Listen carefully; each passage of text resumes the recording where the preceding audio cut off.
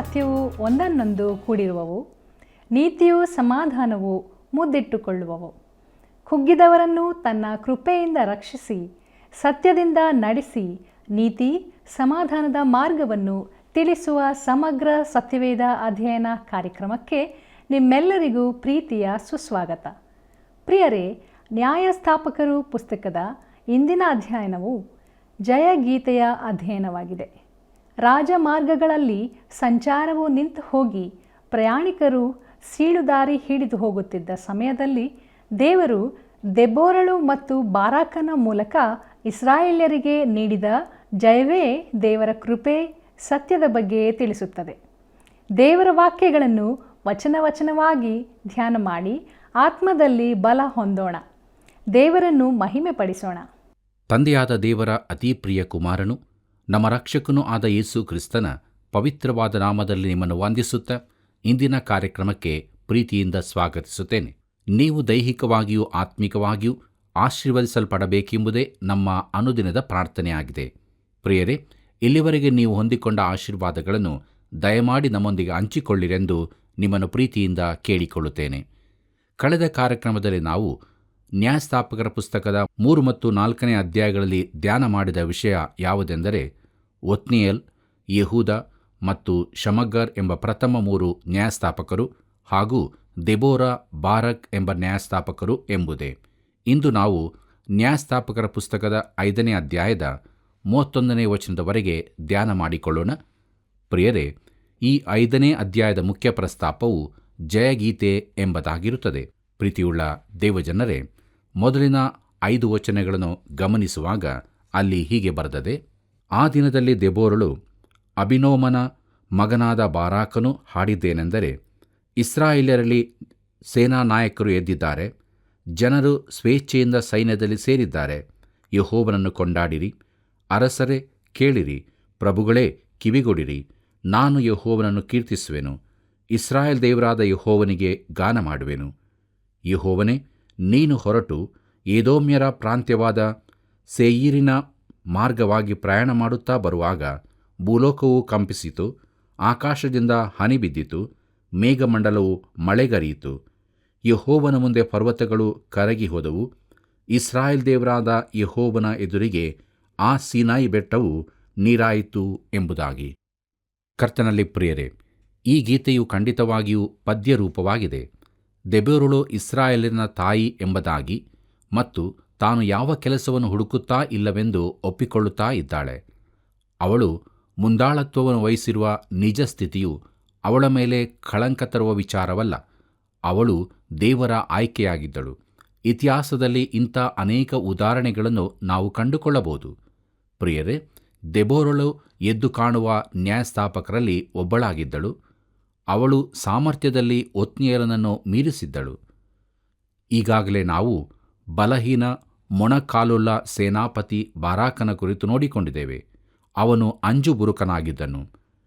ದೆಬೋರಳಿಗೆ ತನ್ನ ಮನೆಯನ್ನು ಬಿಡಲು ಇಷ್ಟವಿರಲಿಲ್ಲ. ಯಾಬೀನನು ಕಾನಾನ್ಯರ ಅರಸನಾಗಿದ್ದು, ದೇವರು ಇಸ್ರಾಯೇಲ್ಯರನ್ನು ಅವರಿಗೆ ಮಾರಿಬಿಟ್ಟಾದಾಗ್ಯೂ ಬಿಡುಗಡೆಯ ಸಮಯವು ಬಂದಾಗ ಇಸ್ರಾಯೇಲ್ಯರ ಸೈನ್ಯದ ಅಧಿಕಾರಿಯಾಗಿದ್ದ ಬಾರಾಕನು ಯುದ್ಧಕ್ಕೆ ಹೋಗಲು ಹಿಂಜರಿದನು.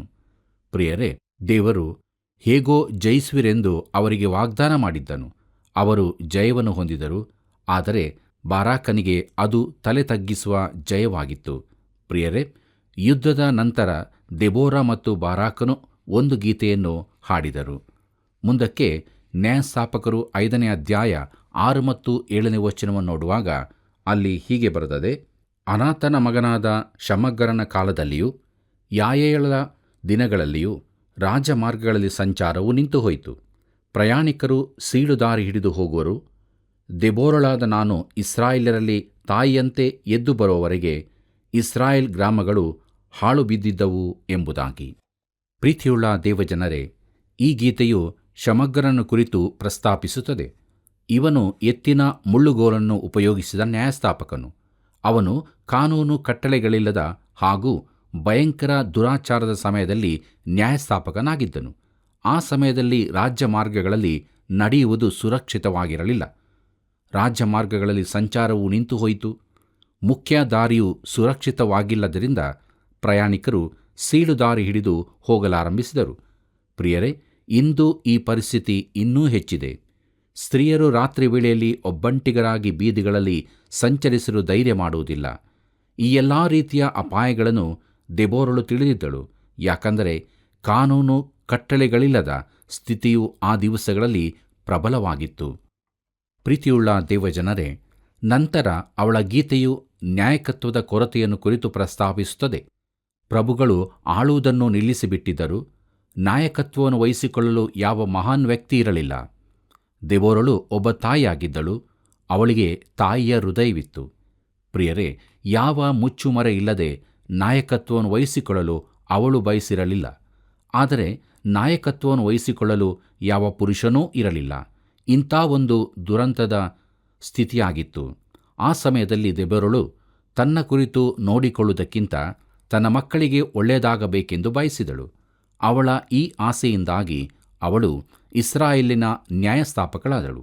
ತನ್ನ ದೇಶವು ದೇವರನ್ನು ನಿರಾಕರಿಸಿದ ಆ ದಿವಸದಲ್ಲಿ ಅವಳು ಹೊರಬಂದು ನಾಯಕತ್ವವನ್ನು ವಹಿಸಿಕೊಂಡಳು.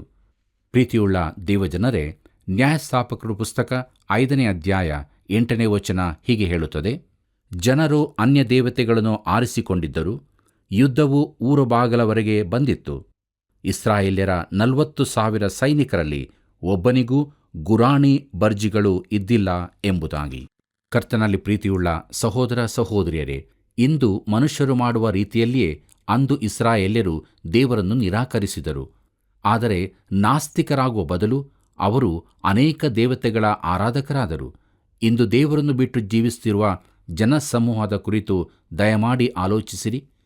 ತನ್ನ ಮಕ್ಕಳು ಅಂದರೆ ಇಸ್ರಾಯೇಲ್ಯರು ಆ ರೀತಿಯಲ್ಲಿ ಬದುಕಬಾರದೆಂದು ದೆಬೋರಳ ಬಯಕೆಯಾಗಿತ್ತು ಮತ್ತು ಆ ಒಂದು ಕಾರಣಕ್ಕಾಗಿ ಅವಳು ಹೊರಬಂದು ನಿಂತಳು. ಪ್ರೀತಿಯುಳ್ಳ ದೇವಜನರೇ, ಅನೇಕ ಜನರು ಶಾಂತಿಯ ಕುರಿತು ಮಾತಾಡುತ್ತಾರೆ. ಇನ್ನೂ ಅನೇಕರು ಪಾಪದಲ್ಲಿದ್ದುಕೊಂಡೇ ಶಾಂತಿಯನ್ನು ಅನುಭವಿಸಲು ಇಷ್ಟಪಡುತ್ತಾರೆ. ಅವರು 85ನೇ ಕೀರ್ತನೆಯ 10ನೇ ವಚನದಲ್ಲಿರುವ ಕೃಪೆಯೂ ಸತ್ಯವೂ ಒಂದನ್ನೊಂದು ಕೂಡಿರುವವು, ನೀತಿಯೂ ಸಮಾಧಾನವೂ ಮುದ್ದಿಟ್ಟುಕೊಳ್ಳುವವು ಎಂಬ ವಾಕ್ಯವನ್ನೇ ಮರೆತು ಬಿಟ್ಟಿರುತ್ತಾರೆ. ದುರದೃಷ್ಟವಾಗಿ ಇಂದು ಸಮಾಧಾನ ಮತ್ತು ನೀತಿ ಒಬ್ಬರಿಗೊಬ್ಬರು ಮಾತಾಡಿಕೊಳ್ಳುವುದಿಲ್ಲ. ಒಬ್ಬರಿಗೊಬ್ಬರ ಪರಿಚಯವಿದೆಯೋ ಎಂಬುದು ನನಗೆ ಪ್ರಶ್ನೆಯಾಗಿದೆ. ಪ್ರೀತಿಯುಳ್ಳ ಸಹೋದರ ಸಹೋದರಿಯರೇ, ದೇವರು ನಮ್ಮನ್ನು ಸಮಾಧಾನದಲ್ಲಿ ಮತ್ತು ಪಾಪದಲ್ಲಿ ಹಿತಕರವಾಗಿ ಜೀವಿಸಲು ಬಿಡದೆ ಇರುವುದು ಎಷ್ಟು ಆಸಕ್ತಿಕರವಾಗಿದೆಯಲ್ಲವೇ?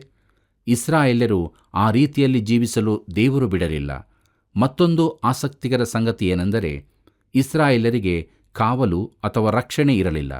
ವೈರಿಯನ್ನು ಯುದ್ಧದಲ್ಲಿ ಸಂಧಿಸಲು ಅವರ ಬಳಿಯಲ್ಲಿ ಏನೂ ಇರಲಿಲ್ಲ.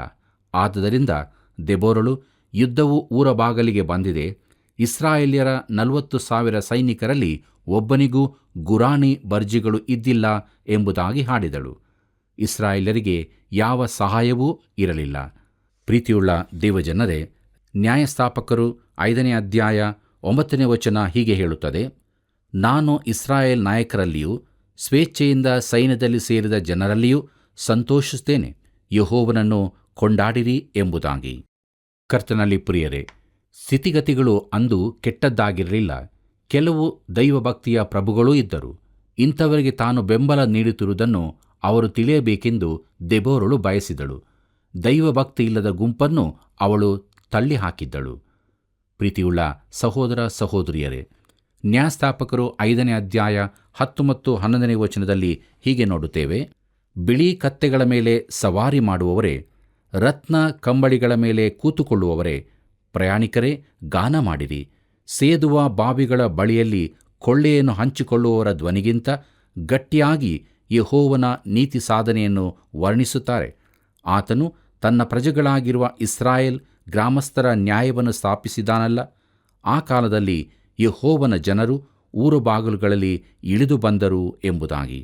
ಪ್ರೀತಿಯುಳ್ಳ ದೇವಜನರೇ, ಊರು ಬಾಗಿಲುಗಳು ಕೂಟದ ಸ್ಥಳವಾಗಿದ್ದವು.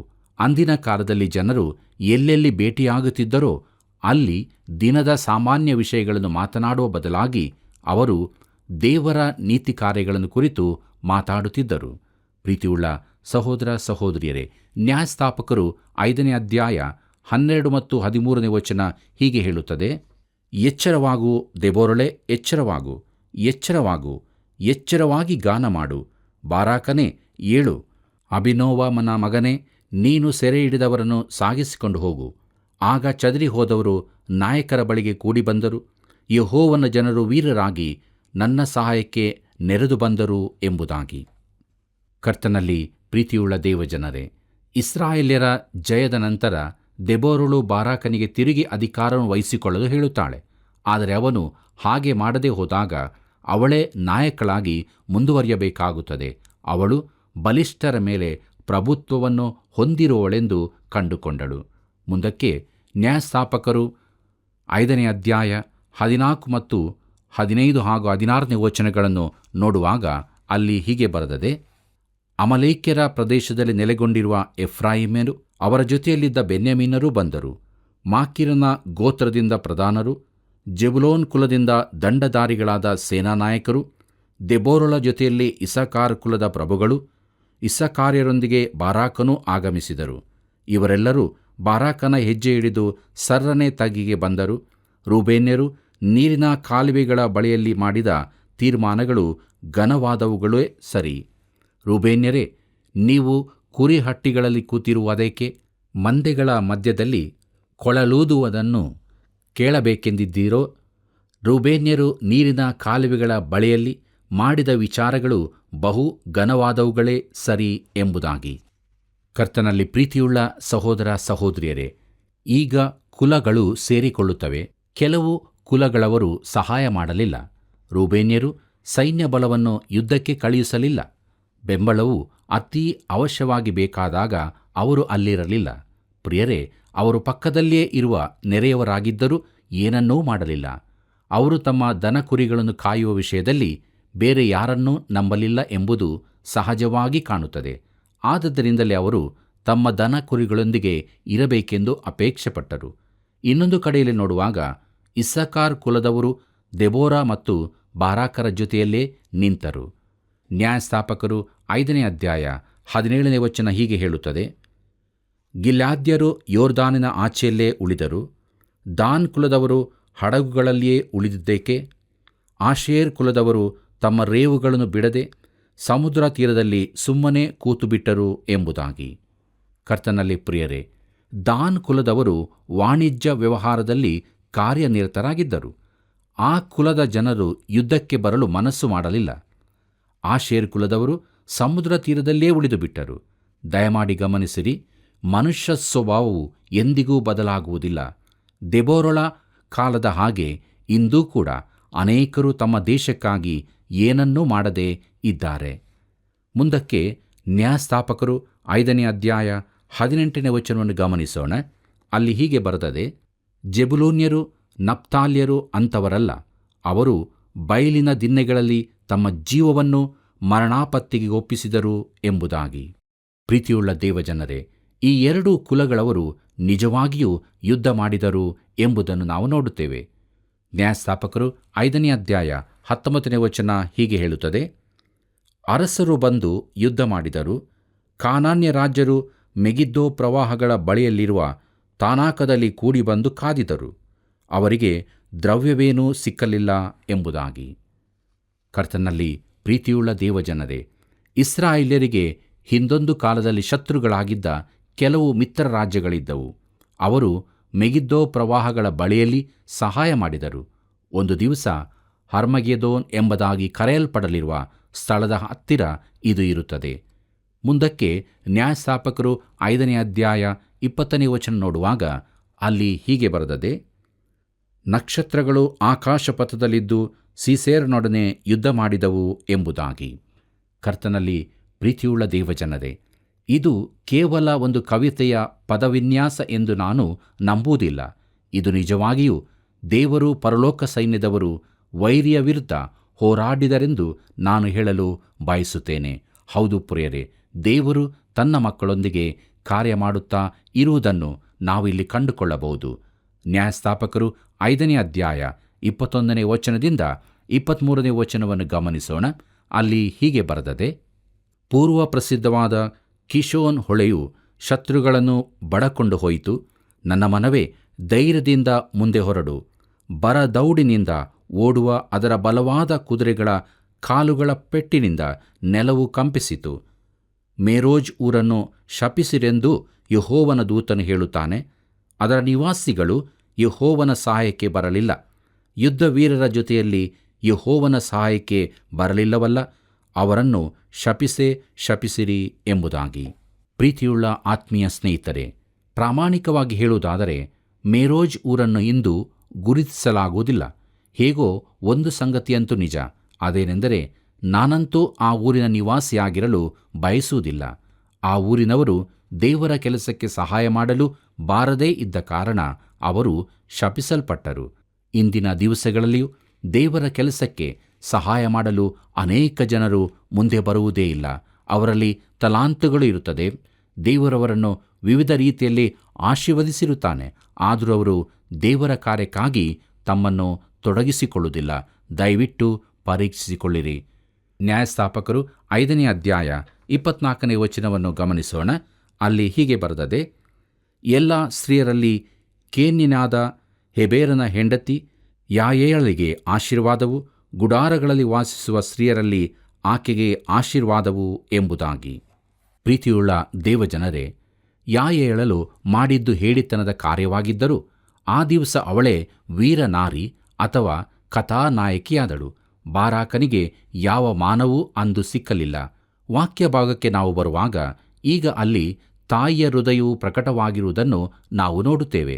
ಪ್ರಿಯರೇ, ಸೀಸೇರನು ವೈರಿಯಾಗಿದ್ದರೂ ಅವನಿಗೂ ತಾಯಿ ಇರುವಳು ಎಂದು ದೆಬೋರಳು ನೆನಪಿಸಿಕೊಳ್ಳುತ್ತಿರುವಳು. ಯಾಯೇಳಲು ಮಾಡಿದ್ದನ್ನು ಪ್ರಶಂಸಿಸಿದರೂ ದೆಬೋರಳು ಸೀಸರನ ತಾಯಿಯ ಕುರಿತು ಯೋಚಿಸುತ್ತಾಳೆ. ನ್ಯಾಯಸ್ಥಾಪಕರು 5ನೇ ಅಧ್ಯಾಯ 28ನೇ ವಚನದಿಂದ 30ನೇ ವಚನದವರೆಗೆ ಗಮನಿಸೋಣ. ಅಲ್ಲಿ ಹೀಗೆ ಬರೆದದೆ, ಸೀಸೇರನ ತಾಯಿಯು ಕಿಟಕಿಯಿಂದ ನೋಡಿದಳು. ಸೀಸೇರನ ತಾಯಿಯು ಕಿಟಕಿಯ ಜಾಲರಿಗಳಿಂದ ಕೂಗಿದಳು. ಅವನ ರಥವು ಬರುವುದಕ್ಕೆ ಇಷ್ಟು ಹೊತ್ತೇ ಕಾಯಿತು, ಅವನ ಕುದುರೆಗಳ ಕಾಲುಗಳಿಗೆ ಇಷ್ಟು ಸಾವಕಾಶವೇಕೆ ಅಂದಳು. ಸಭ್ಯ ಸ್ತ್ರೀಯರಲ್ಲಿ ಬುದ್ಧಿವಂತೆಯರು ಕೊಟ್ಟ ಉತ್ತರವನ್ನು ಈಕೆಯು ತನ್ನಲ್ಲಿ ತಾನೇ ಅಂದುಕೊಳ್ಳುತ್ತಿದ್ದದ್ದು ಹೇಗೆಂದರೆ, ನಿಶ್ಚಯವಾಗಿಯೂ ಅವರಿಗೆ ಕೊಳ್ಳೆ ಸಿಕ್ಕಿರುತ್ತದೆ, ಅದನ್ನು ಹಂಚಿಕೊಳ್ಳುತ್ತಿದ್ದಾರೆ. ಪ್ರತಿಯೊಬ್ಬ ಸೈನಿಕನಿಗೂ ಒಬ್ಬಿಬ್ಬರು ದಾಸಿಯರು, ಸೀಸೇರನಿಗೆ ನಾನಾ ವರ್ಣಗಳುಳ್ಳ ಬಟ್ಟೆಗಳು, ವಿಚಿತ್ರವಾಗಿ ಕಸೂತಿ ಹಾಕಿದ ಒಂದೆರಡು ವಸ್ತ್ರಗಳು, ಕಂಠಮಾಲೆಯು ದೊರಕಿರುತ್ತದೆ ಎಂಬುದೇ. ಪ್ರೀತಿಯುಳ್ಳ ದೇವಜನರೇ, ಒಂದು ಕಡೆಯಲ್ಲಿ ನೋಡುವಾಗ ಸೀಸೇರನ ತಾಯಿಗೆ ಇಷ್ಟರಲ್ಲಿ ತನ್ನ ಮಗ ಸತ್ತು ಹೋಗಿದ್ದಾನೆ ಎಂಬುದಾಗಿ ತಿಳಿದಿರಬಹುದು. ಆದರೆ ಮತ್ತೊಂದು ಕಡೆಯಲ್ಲಿ ನೋಡುವಾಗ ಅವಳು ತನ್ನಷ್ಟಕ್ಕೆ ತಾನೇ ಪ್ರಶ್ನಿಸಿಕೊಳ್ಳುವುದನ್ನು ನೋಡುತ್ತೇವೆ. ಇಂಥ ಸ್ಥಿತಿಯಲ್ಲಿಯೂ ದೆಬೋರಳ ಹೃದಯವು ಆ ಸ್ತ್ರೀಯ ಕಡೆಗೆ ಹರಿದು ಹೋಯಿತು. ಯಾಕಂದರೆ ಆ ಸ್ತ್ರೀಯೂ ಕೂಡ ಒಬ್ಬ ತಾಯಿಯಾಗಿದ್ದಳು. ಕರ್ತನಲ್ಲಿ ಪ್ರಿಯರೇ, ನಮ್ಮ ಕಾರ್ಯಕ್ರಮದ ಕೊನೆಯ ಭಾಗಕ್ಕೆ ನಾವು ಬಂದಿರುವಾಗ ಕಡೆಯದಾಗಿ ನ್ಯಾಯಸ್ಥಾಪಕರು 5ನೇ ಅಧ್ಯಾಯ 31ನೇ ವಚನವನ್ನು ಗಮನಿಸೋಣ. ಅಲ್ಲಿ ಹೀಗೆ ನೋಡುತ್ತೇವೆ, ಯೆಹೋವನ ಎಲ್ಲಾ ಶತ್ರುಗಳು ಇವರಂತೆಯೇ ನಾಶವಾಗಲಿ, ಆತನ ಭಕ್ತರು ಪ್ರತಾಪದಿಂದ ಉದಯಿಸುವ ಸೂರ್ಯನಂತಿರಲಿ. ದೇಶದಲ್ಲಿ 40 ವರ್ಷ ಸಮಾಧಾನವಿತ್ತು ಎಂಬುದಾಗಿ. ಕರ್ತನಲ್ಲಿ ಪ್ರೀತಿಯುಳ್ಳ ಸಹೋದರ ಸಹೋದರಿಯರೇ, ಸ್ವಲ್ಪ ಸಮಯ ತಾಯಂದಿರ ವಿಷಯದಲ್ಲಿ ಆಲೋಚಿಸೋಣ. ದೆಬೋರಳ ದಿವಸಗಳಲ್ಲಿದ್ದಂಥ ಕೆಟ್ಟ ದಿವಸಗಳಲ್ಲಿ ಅಡ್ಡಗಟ್ಟುಗಳನ್ನು ಜಯಿಸಿದ ತಾಯಂದಿರು ಗತಕಾಲದಲ್ಲಿದ್ದರು. ಅಗಸ್ಟಿನ್ ಎಂಬವರ ಕಥೆಯನ್ನು ಓದುವಾಗ ಅವರಿಗೋಸ್ಕರ ಪ್ರಾರ್ಥಿಸಿದ ಅವರ ತಾಯಿಯಾದ ಮೋನಿಕಾ ಎಂಬವರ ಬಗ್ಗೆ ತಿಳಿದು ಬರುತ್ತದೆ. ಅಗಸ್ಟಿನ್ ಒಬ್ಬ ಭ್ರಷ್ಟನಾದ ಮಹಾವಿದ್ಯಾಲಯದ ಪ್ರಾಧ್ಯಾಪಕರಾಗಿದ್ದರು. ಆದರೆ ಕೊನೆಗೂ ಯೇಸು ಕ್ರಿಸ್ತನ ಪಾದಗಳ ಬಳಿಗೆ ಬಂದರು. ಪ್ರಿಯರೇ, ಒಂದು ವಿಷಯವನ್ನು ನಾನು ಹೇಳಲು ಬಯಸುತ್ತೇನೆ. ಅದೇನೆಂದರೆ, ನಾವು ದೇವರ ಭಾವನೆಯಿಂದ ಬಹು ದೂರ ಹೋಗುತ್ತಾ ಇದ್ದೇವೆ. ದೆಬೋರ ಹಾಗೂ ಅವಳ ಗೀತೆಯಲ್ಲಿ ಎಂಥ ಸುಂದರ ಚಿತ್ರ ಒಳಗೊಂಡಿದೆಯಲ್ಲವೇ? ದೇವರಿಗೆ ಮಹಿಮೆಯಾಗಲಿ. ಪ್ರೀತಿಯುಳ್ಳ ದೇವಜನರೇ, ನಮ್ಮ ಜೀವಿತಗಳನ್ನು ವಾಕ್ಯದ ಬೆಳಕಿನಲ್ಲಿ ಪರೀಕ್ಷಿಸಿಕೊಳ್ಳೋಣವ. ನಾವು ದೇವರ ಜೊತೆಯಾಗಿ ಇದ್ದೇವೆಯೋ ಅಥವಾ ನಮ್ಮ ರಕ್ಷಕನಾದ ಯೇಸು ಕ್ರಿಸ್ತನಿಂದ ದೂರವಾಗಿ ಇದ್ದೇವೆಯೋ? ಒಂದು ವೇಳೆ ದೂರವಾಗಿ ಇರುವುದಾದರೆ ಇಂದೇ ದೇವರ ವಾಕ್ಯ ನಮಗೆ ಬೋಧಿಸಿದ ಹಾಗೆ ಆತನ ಹತ್ತಿರಕ್ಕೆ ಬರೋಣ.